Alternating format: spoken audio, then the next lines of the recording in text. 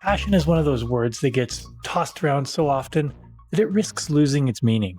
And we've all heard follow your passion as career advice.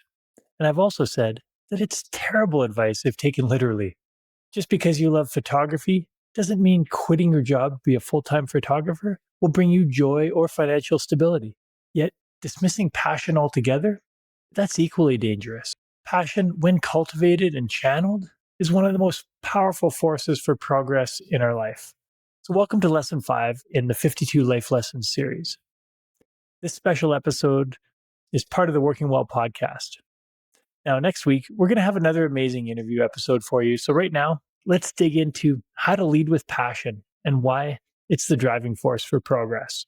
See, passion, it's not just a fleeting feeling, it's a catalyst. It fuels performance, persistence, and resilience. When you're passionate about something, you're anchored. You want to learn more, practice harder, and keep showing up, even when things get messy.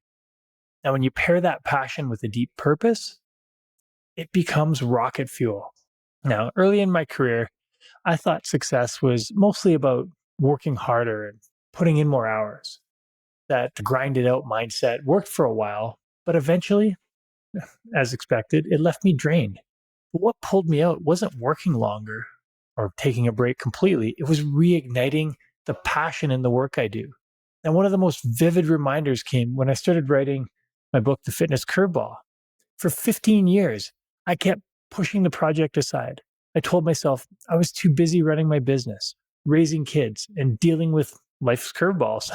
It wasn't until I tapped into the passion I had for teaching people the principles of sustainable performance that the book became a reality. Now, that passion gave me focus and energy to sit down day after day and write, even when the words didn't flow easily. And there were many times they didn't. In fact, seeing the power of applying my 4 pillars of performance and putting them towards the book project, that was an amazing boost to my inspiration because that's what I was trying to teach people, and seeing it in action was so beneficial. It took me time to tap into that, though. I had to really think about it. And over the years, there have been a number of times when I felt like I was stuck. And each time, I was able to get unstuck by consciously curating activities that brought me passion and that contributed to my purpose. Sometimes it was through the help of my coaches, my mentors, friends, and family that helped me see that different perspective. But it always came back to that passion and the purpose. In my speaking, coaching, consulting work, it's always been about helping people unlock that potential, supercharge their mindset, and build sustainable habits. And that doesn't just pay the bills, it lights me up. And that energy is so contagious. I've seen it in myself and in thousands of people I've worked with over the years. Now, I wouldn't be saying this if it wasn't backed by science. Research agrees that most of what we feel intuitively, that passion is a driver of well-being, resilience, and performance. It's backed up by research. Here's a way to think of it. Imagine your life is a tapestry woven from many different threads. Some are dark, heavy, and draining. Others are neutral, neither good nor bad. They're just there. But then there are the rare, vibrant ones, what is often called your red threads. These are the activities that light you up. You anticipate them with excitement. You lose yourself in them while doing them. And afterwards, you feel energy and energized rather than depleted. You've probably heard of it being called a flow state at times. A lot of times the activities, those red threads, are what help put you in a flow state. Now, a fascinating Mayo Clinic study showed that physicians who spend just 20% of their time focused on work that they find most meaningful are far less likely to burn out. Now, keep in mind, this isn't about chasing a dream job or abandoning your current role. It's about deliberately weaving more of those red threads into the fabric of your everyday work. Here's a simple exercise. Spend 1 full week paying attention to when you feel alive at work. Carry a notebook, draw a line down the center of a page, and label one side loved it and the other side loathed it. Now, every time you notice yourself in a flow state, jot down what you were doing under the column loved it. And whenever you catch yourself procrastinating, watching the clock, or finishing a task with relief that it's finally over, oh God, thank God that's done, write it under the loathed it column. And we've all had that. At the end of the week, you're going to have a map. Most tasks you do won't make it to either list, but the ones in your loved it column will stand out. They'll carry a unique emotional charge. The loved it ones are your red threads. Those moments and the activities, they don't just get done, they pull you forward and they lift you higher. And as the research says, only 20% of those red threads in your week have a tremendous impact on your performance, your well being, your happiness, and your productivity. Global workplace research across 19 countries by Marcus Buckingham and Ashley Goodall. Their research adds another layer to this perspective we're talking about.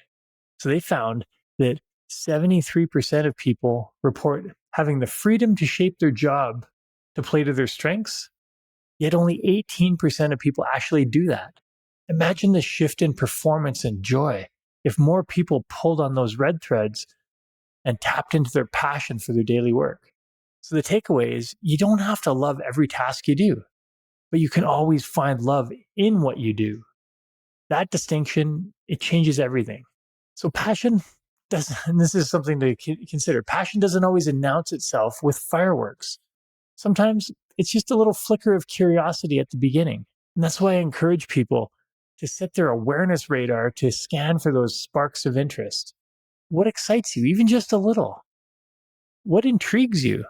What tasks feel energizing rather than draining? When my son was 8, he started a little fidget spinner business. At 10, he launched another one selling hummus and tapenade so that he could buy a toy he wanted. Now, these ventures, they weren't global empires, but they were expressions of his passion to create, to test ideas, and to make things happen. And his curiosity turned into great learning experiences. And those experiences built confidence. That's the essence of passion. It doesn't have to be a massive or meaningful change. It starts with that little curiosity sometimes. Now, when we're talking about work, in business, passion is often misunderstood. Leaders sometimes fear it because they equate it with impulsiveness or emotion-driven decisions.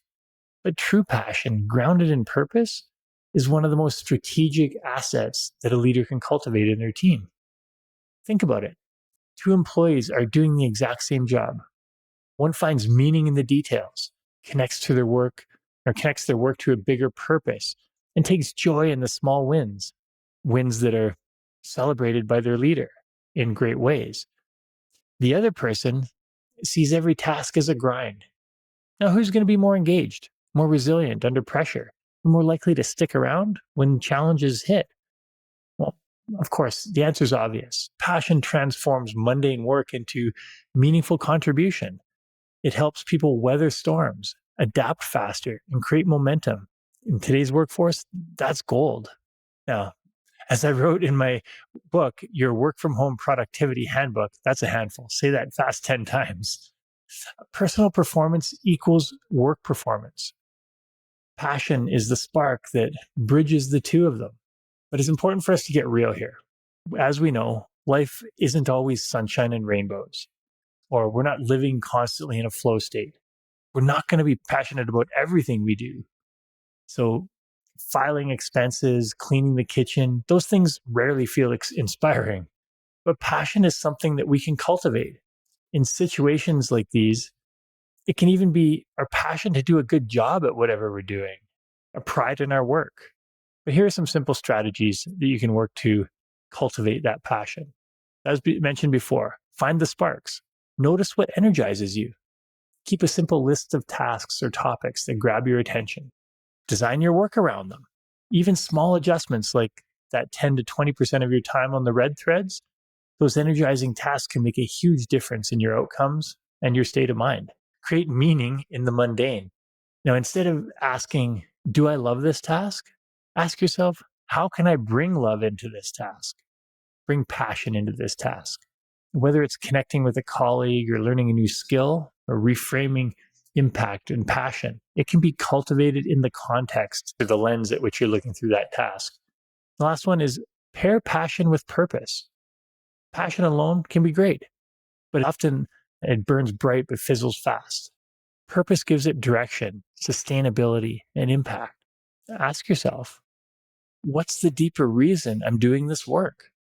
When you can answer that, you're going to be able to tap into your passion more consistently, more purposefully. So I've got a challenge for you. Let's look at your week ahead. Where are the areas that you see sparks of passion? Which ones are you dreading? Think about those. And then ask yourself, what's one small adjustment you can make to bring more of what lights you up into your schedule for the next week? And remember, passion isn't about chasing a dream job or waiting for this lightning strike of inspiration. It's about making daily choices to align your work, your energy, and your focus with what brings you joy and meaning. And as the research shows, that alignment boosts not only your happiness, but also your performance and your resilience. This passion stuff, it's not fluff. It's a competitive advantage for you, your team, and your organization. So in parting, a final thought for you. We can't always do only what we love, but we can always find something to love in what we do. That's the true essence of passion. And it's the driving force of progress. So let's get out there, start tuning in, put your passion radar on full alert, see what you can come up with. Thanks again for listening to another episode of the Working Well podcast. I'm your host, Tim Borys. And please let me know what you think. What other topics do you want to hear? And if you have some guests you think that would be great on the podcast, please reach out. I'd love to chat. You can find me on LinkedIn or at timboris.com/podcast. All the episodes are there. And I will see you soon. That wraps up another episode of the Working Well podcast. If you enjoyed the show, please rate, review, and subscribe wherever you get your podcasts. Now, which guests or topics would you like to see featured on the show? Message me through LinkedIn or on the contact page of timboris.com with your ideas. Thanks for tuning in. I'm Tim Borys with Fresh Wellness Group, and I look forward to seeing you on the next episode.